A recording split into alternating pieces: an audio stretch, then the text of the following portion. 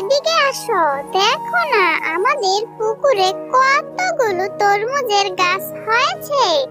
কালকে যেই পচা তরমুজটি আমি পুকুরে ফেলেছিলাম, মনে হয় সেই তরমুজ থেকে এতগুলো তরমুজের গাছ হয়েছে। মিনা, তোমার মা ও মেয়ে অনেক ভালো। কালকে যে পচা তরমুজটি তুমি পুকুরে ফেলেছিলে, সেই তরমুজ থেকে এতগুলো তরমুজের গাছ হয়েছে।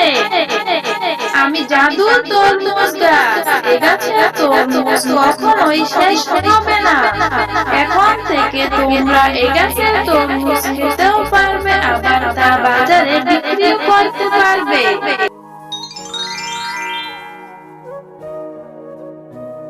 মিনা, মা তুই বাড়িতেই থাক কেমন, আমি একটু বাজারে যাচ্ছি। ঘরে যে কোনো সবজি নেই রান্না করার মতো।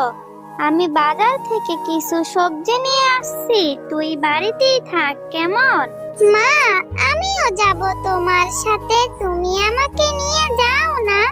আমার যে একা একা বাড়িতে থাকতে একদম ভালো লাগে না। না রে মা, মিনা তুই বাড়িতেই থাক। আমি তোর জন্য আসার সময় চকলেট নিয়ে আসব।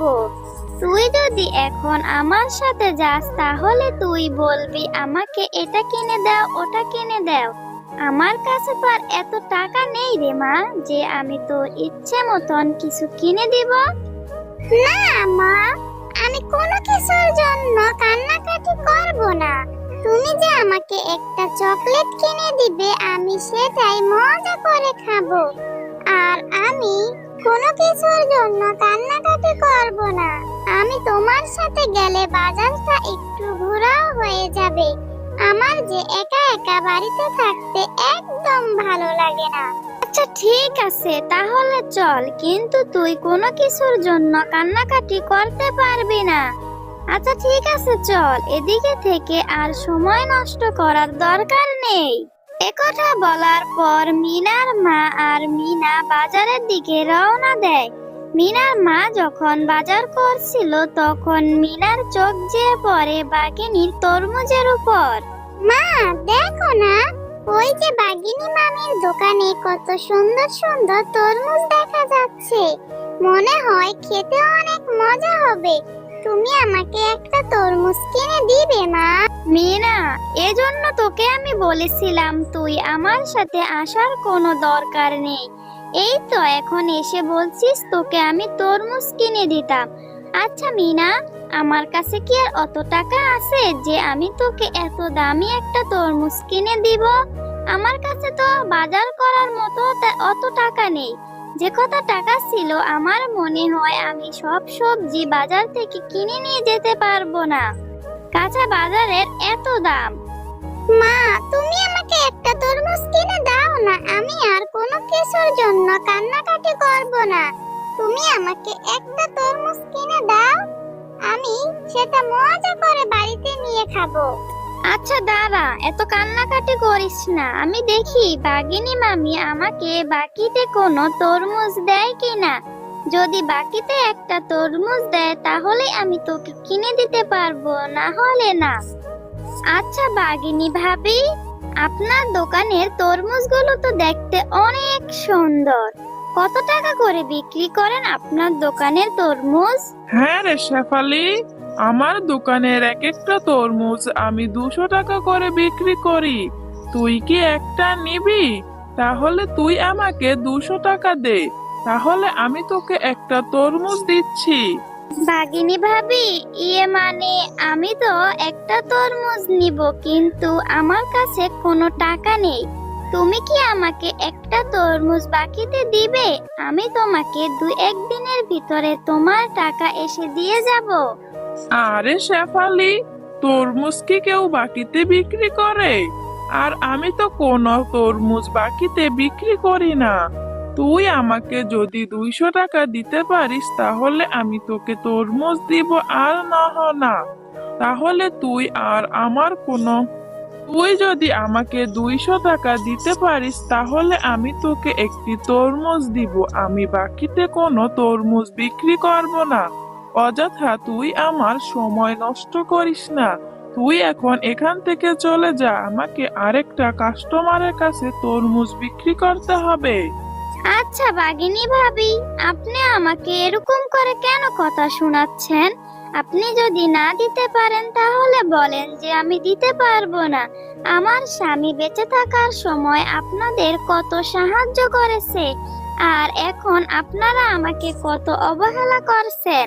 একথা বলার পর শেফালি শিয়ালিনী ও তার মেয়ে মিনা সেখান থেকে চলে আসে।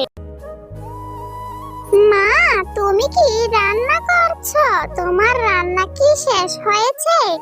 আমার অনেক ক্ষুধা পেয়েছে, তুমি আমাকে তাড়াতাড়ি ভাত দাও।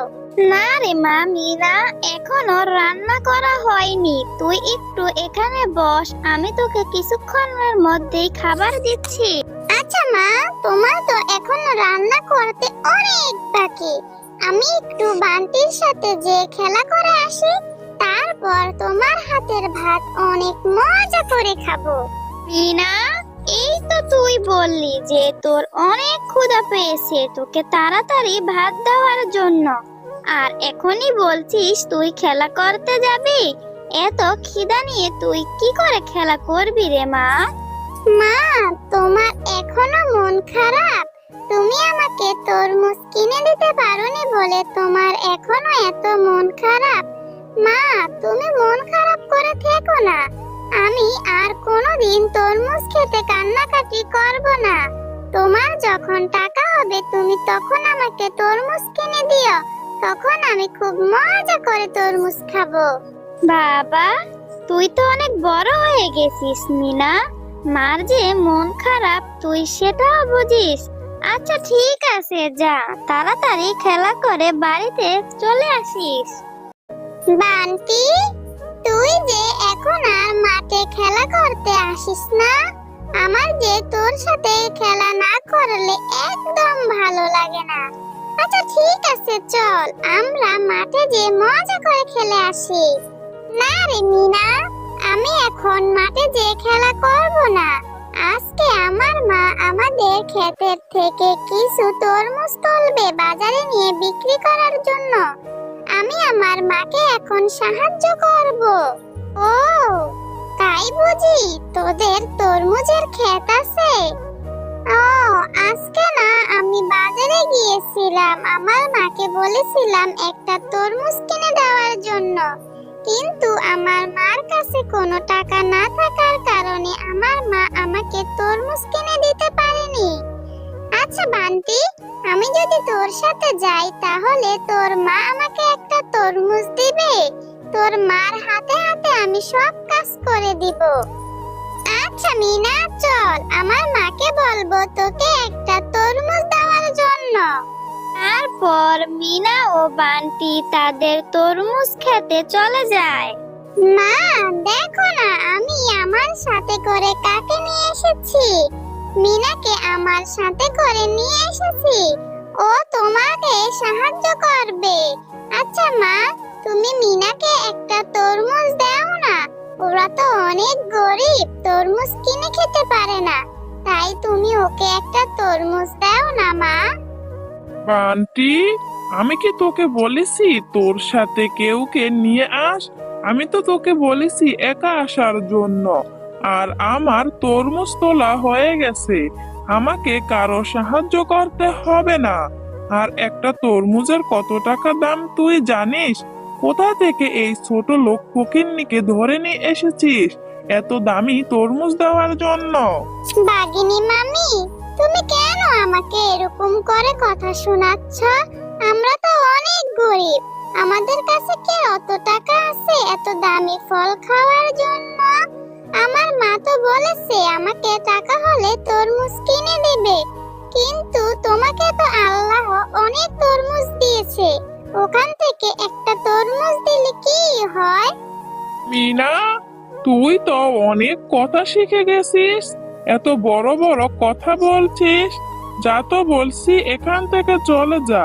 আমার ছেলেটার সাথে থাকতে থাকতে আমার ছেলেটার মাথাও খেয়েছে, এখন এসেছে আমার মাথাটা খেতে। এখনই এখান থেকে চলে যা তুই। আচ্ছা মা, তুমি মিনাকে কেন এরকম করে কথা শোনাচ্ছ? মিনাকে একটা তরমুজ দিয়ে দাও না। আচ্ছা ঠিক আছে বান্টি, তুই যখন বলছিস তখন আমি তোর কথা কি করে ফেলাই। আচ্ছা ঠিক আছে মিনা, তুই এখান থেকে এই তরমুজটা নিয়ে তোদের বাড়িতে চলে যা। কিছুটা খারাপ আর কিছুটা ভালো আছে। তোর মাকে বলবি পচাটুকু ফেলে তোকে ভালোটুকু কেটে দেওয়ার জন্য। তখন তুই আর তোর মা খুব মজা করে তরমুজ খাস। তুমি সত্যি কথা বলছো কাকিমা, তুমি অনেক ভালো। আমি আজকে খুব মজা করে তরমুজ খাবো। একথা বলার পর মিনা সেই পচা তরমুজটা নিয়ে তাদের বাড়িতে চলে যায়। মা, এদিকে আসো, দেখে যাও, আমি একটা তরমুজ এনেছি। বান্টির সাথে যখন খেলা করতে গিয়েছিলাম তখন বান্টির মা আমাকে এই তরমুজটা দিয়েছে, বলেছে বাড়িতে এনে খুব মজা করে খাওয়ার জন্য। মিনা, সেই কখন থেকে আমি তোর জন্য ভাত বেড়ে অপেক্ষা করছি। তোর অনেক খিদা পেয়েছে, ভাত খাবি, আর তুই কোথায় গিয়েছিলি? এই বাঘিনী ভাবি তোকে এত পচা একটা তরমুজ দিল আর তুই সেটা বাড়িতে নিয়ে এসেছিস। তোকে তো আমি বলেছি আমার কাছে যখন টাকা হবে আমি তোকে তখন তরমুজ কিনে দিব। তুই এই আমার কথা কি একটুও শুনিস না? তুই এই তরমুজটা ফেলে দে বলছি।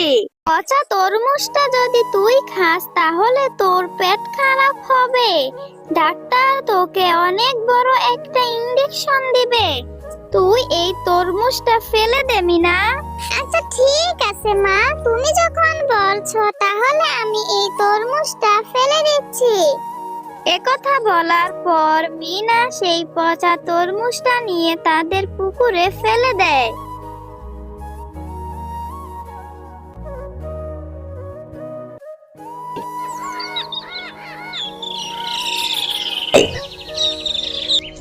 মা, এদিকে আসো, দেখে যাও, আমাদের পুকুরে কতগুলো তরমুজের গাছ হয়েছে। আমার মনে হয় কালকে যেই পচা তরমুজটি আমি পুকুরে ফেলেছিলাম সেই তরমুজ থেকে এতগুলো তরমুজের গাছ হয়েছে। ভালোই হলো মা, বলো, আজকে থেকে আমি প্রতিদিন মজা করে তরমুজ খেতে পারবো। মিনা, তোমরা মা ও মেয়ে অনেক ভালো। কালকে যেই পচা তরমুজটি তুমি পুকুরে ফেলেছিলে সেই তরমুজ থেকে এতগুলো তরমুজের গাছ হয়েছে। আমি জাদুর তরমুজ গাছ। এ গাছের তরমুজ কখনো শেষ হবে না। এ গাছের তরমুজ তোমরা খেতেও পারবে, আবার তা বাজারে বিক্রিও করতে পারবে। এখন থেকে তোমাদের আর কোনো কষ্ট থাকবে